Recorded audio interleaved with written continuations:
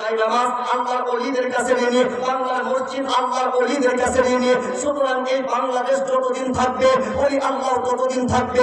বাংলাদেশের ভিতরে তুমি আলোচনা করলে আল্লাহর ওলিদের কথা আলোচনা করতেই হবে। যদি করতে লজ্জা পাও তাহলে আবার হিন্দু হয়ে যাও। কথা বলো ঠিক?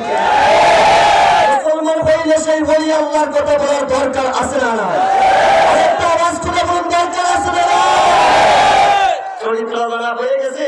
এতদিন যারা আমাদেরকে মাজার পূজারি বলতো, দেখা গেছে তারাই বিভিন্ন টাইমে মাজার পাহারা দেওয়ার জন্য চলে গেছে। মাজার পূজারি আমরা না, তোর জন্মের ভিতরে মাজার পূজা আছে। কথা বলুন ঠিক? আমরা হচ্ছে মাজার জিয়ারতকারী। আমরা মাজারকে মহব্বত করি, মাজার জিয়ারত করি, কোরআনুল কারীম তেলাওয়াত করি, সেখানে গিয়ে দোয়া করি, মনের দুঃখগুলো একটা একটা করে বর্ণনা দেওয়ার চেষ্টা করি। কারণ আমরা দেখেছি ইমাম শাফিঈ রাহমাতুল্লাহ আলাইহি উনি মক্কার জমিনে জীবনটা কাটাইলেও ইমাম শাফিঈ রাহমাতুল্লাহ আলাইহি যখন বিপদে পড়ে যাইতেন, ইমাম শাফিঈ রাহমাতুল্লাহ আলাইহি বিপদ থেকে উদ্ধার হওয়ার জন্য মক্কা শরীফ থেকে রওনা করে ইমামে আজম আবু হানিফার মাজারে যাইতেন। সেখানে গিয়ে পাশের মসজিদে 2 রাকাত নামাজ পড়তেন। ইমাম শাফিঈ রাহমাতুল্লাহ আলাইহি সেখানে গিয়া ইমামে আজম আবু হানিফার ওয়াসিলা নিয়ে দোয়া করতেন। এর দ্বারা বোঝা যায় মাজার শরীফে যাওয়া 4 মাযহাবের সুন্নাত। মাজার শরীফে যাওয়া আবু আইয়ুব আনসারী রাদিয়াল্লাহু তাআলা আনহুর সুন্নাত। মাজার শরীফে যাওয়া আমার আল্লাহ পাকের হুকুম। আর মাজার শরীফকে মাজার পূজা বলা হিন্দু বাচ্চার অভ্যাস। কথা বলুন ঠিক? সম্মানিত বাবাজিরা, এবার সেই আল্লাহর ওলি সম্পর্কে কয়েকটা কথা বলবো। আপনারা কি শুনতে রাজি আছেন? বলেন না করা যাবে? ওই আল্লাহর দরবারে এসেছি, যদি ওই আল্লাহ সম্পর্কে 2টা কথা বলতে না পারি, শুনতে না পারি, ওই আল্লাহর পরিচয় লাভ করতে না পারি, ওই আল্লাহর দরবারে গেলে কি হবে না হবে, কেন আমাদেরকে যাইতে হবে, কেন আমাদেরকে যাওয়া দরকার, এই সম্পর্কে 2-4টা কথা বলবো। আপনারা শোনার দরকার আছে না? সাবান করে বলেন দরকার আছে না?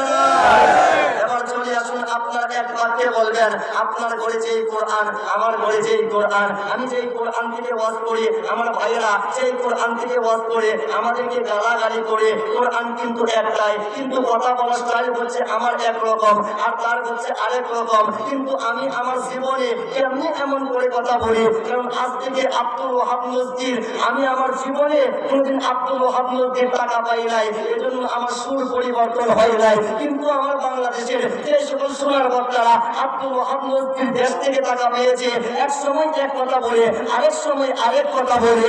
কথা বলুন ঠিক কিনা? আজকে তোমাদেরকে ধরার সময়, কথা বলুন ঠিক কিনা? আমরা দড়ি কিন্তু মারি না, মারেন যিনি তিনি কে? আরেকটা আওয়াজ তুলে বলুন তিনি কে? আল্লাহ যে মারেন দড়ি আছে না? না, আল্লাহ কই এমন মারামারি শাহজালালের বিরুদ্ধে গৌর গোবিন্দ গেছিল, ইট মাইরা মাইরাছি।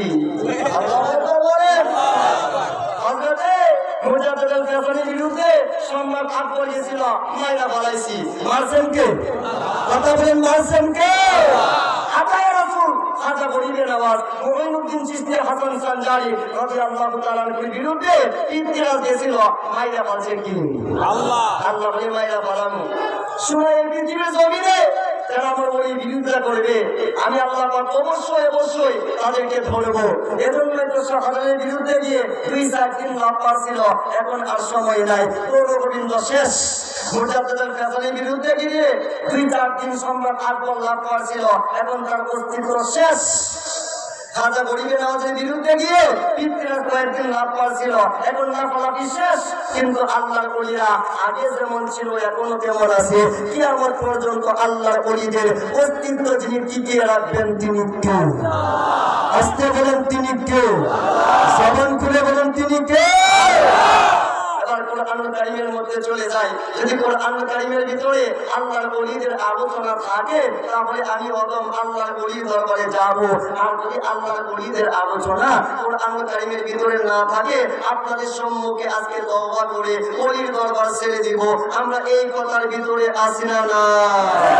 এবার চলে আসুন, কোরআনের ভিতরে আমরা ঢুকে যাই, একটা একটা করে আয়াত তেলাওয়াত করি, তাহলে বুঝতে পারবেন আল্লাহর ওলিদের কথা কোরআনুল কারীমের ভিতরে আছে না নাই। এক নাম্বার হচ্ছে আলা ইন্না আউলিয়া আল্লাহি লা খাউফুন আলাইহিম ওয়া লা হুম ইয়াহজানুন। এই আয়াত হচ্ছে আল্লাহর ওলিদের সম্পর্কে আয়াত। আল্লাযীনা আমানু ওয়া কানু ইয়াত্তাকুন। এই আয়াত হচ্ছে আল্লাহর ওলিদের সম্পর্কে আয়াত। লাহুমুল বুশরা ফিল হায়াতিদ দুনিয়া ওয়া ফিল আখিরাহ। এই আয়াত হচ্ছে আল্লাহর ওলিদের সম্পর্কে আয়াত। ওয়াত্তাবি সাবিলা মান আনাবা ইলাইয়া।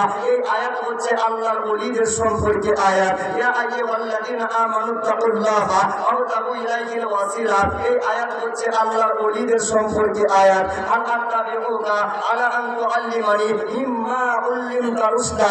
এই আয়াত হচ্ছে আল্লাহর ওলিদের সম্পর্কে আয়াত। আনা আতিকা বিহি ক্বাবলা আইয়ারতাদা ইলাইকা তারফুকা। এই আয়াত হচ্ছে আল্লাহর ওলিদের সম্পর্কে আয়াত। ওয়া আল্লামনাহু মিন লাদুন্না ইলমা। এই আয়াত হচ্ছে আল্লাহর ওলিদের সম্পর্কে আয়াত। ওয়া কুনু মা'আস সাদিকিন। এই আয়াত হচ্ছে আল্লাহর ওলিদের সম্পর্কে আয়াত। ইন্না রাহমাতাল্লাহি করিবুম মিনাল মুহসিনিনা। এই আয়াত হচ্ছে আল্লাহর ওলিদের সম্পর্কে আয়াত। তাকে ইসসাতিকা লা'বুদিয়ান্নাকুম আজমাইনা ইল্লা ইবাদাকাল মুখলাসিনা। এই আয়াত হচ্ছে আল্লাহর ওলিদের সম্পর্কে আয়াত। তাতাজাফা জুনুবুকুম আনিল মাদাজিহ। এই আয়াত হচ্ছে আল্লাহর ওলিদের সম্পর্কে আয়াত। ইয়া আইয়াতুহান নাফসুল মুতমাইন্না